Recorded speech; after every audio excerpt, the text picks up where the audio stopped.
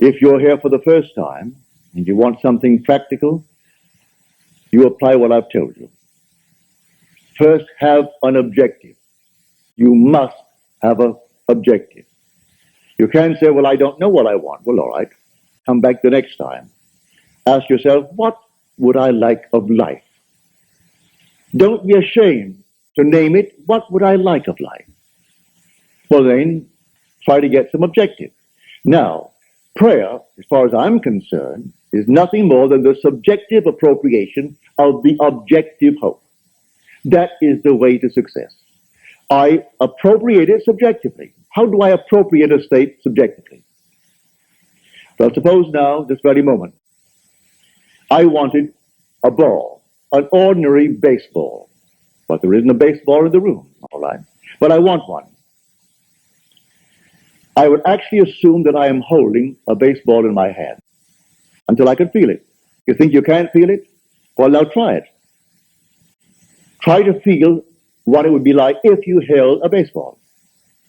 Now, to prove that you have held it, see what it feels like, the difference now, a tennis ball.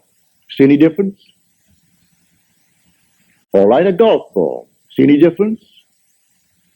A piece of silk. You feel any difference? If you can distinguish between these many objects, though they are subjective, then there must exist somewhere. If you can actually separate them in your mind's eye and distinguish between these objects, I can begin to feel, begin to sense, begin to smell a rose. Well, a rose doesn't smell or doesn't actually have the odor of another flower. I can detect the rose. Now, a lily, an Easter lily. I can detect that. Well, what does it do? Well, I'm going to get them.